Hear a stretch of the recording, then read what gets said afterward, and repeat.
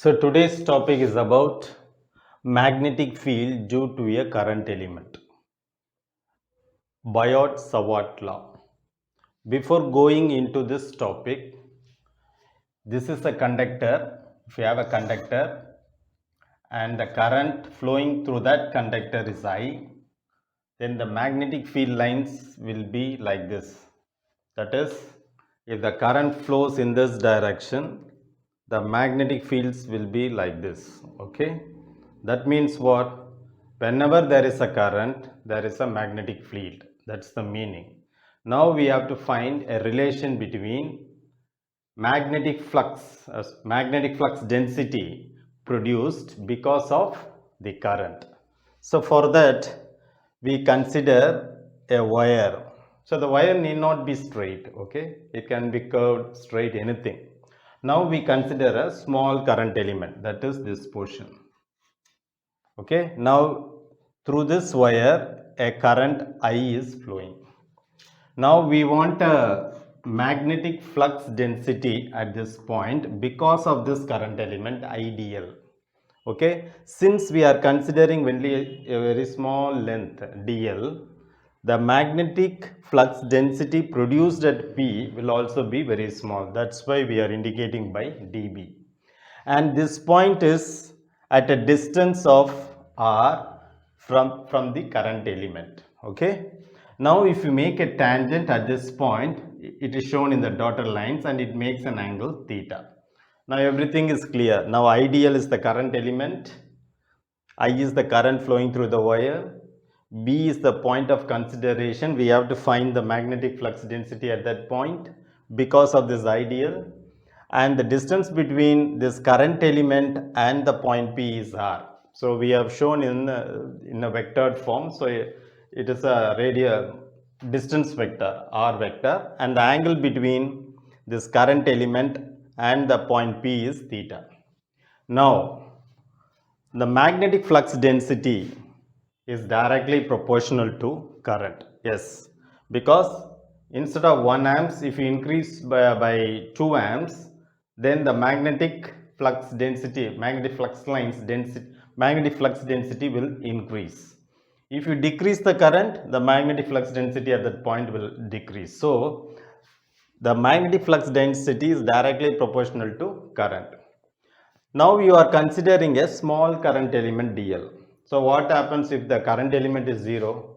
Then it is not, that means no flux density at all. You don't have any current element. That means if you increase this length, then due to individual elements, that due to dl, that means if you combine everything, the magnetic flux density will increase. That means if this length is increased, because of that length, the magnetic flux density at the point P will also increase. That's why we say magnetic flux density is directly proportional to I dl and cross product with R.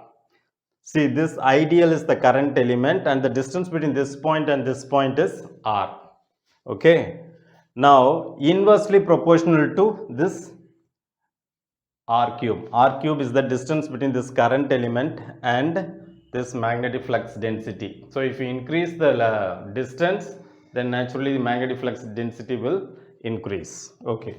Now, we are removing the constant of introducing directly proportional. So, we introduce a constant. So, dB is equal to mu naught by 4 pi. This is the constant of proportionality. Then you have IDL cross product with R vector divided by R cube.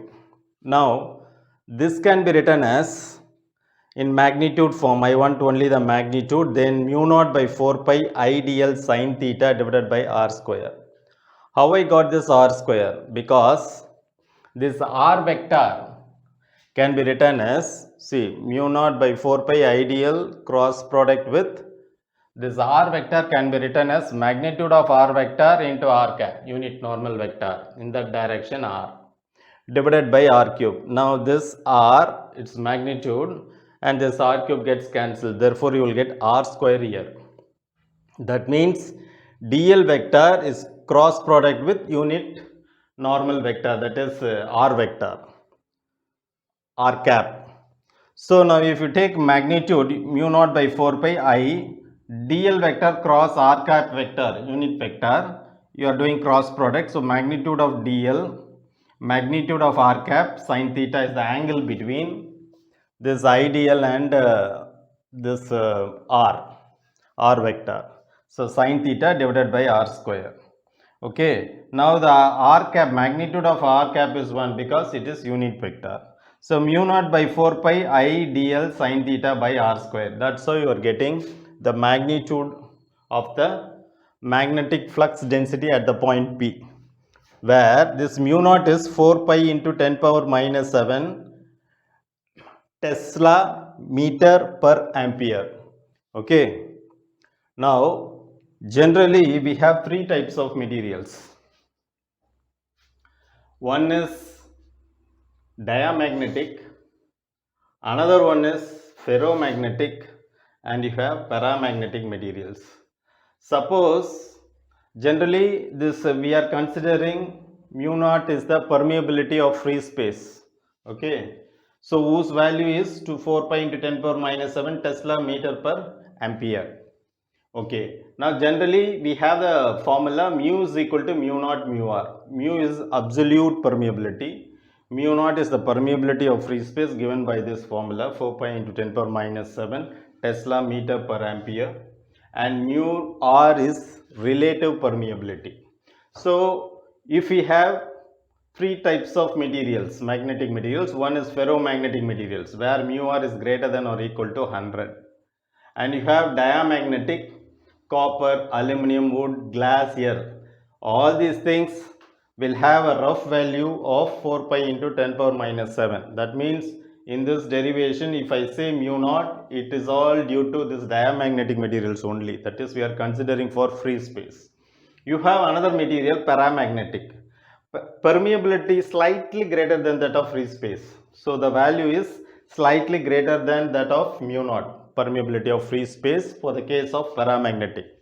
Now ferromagnetic materials are cobalt, iron, nickel, steel, and alloys of these materials. So alloys of these materials also makes ferromagnetic materials, in that mu r is very much greater than 100.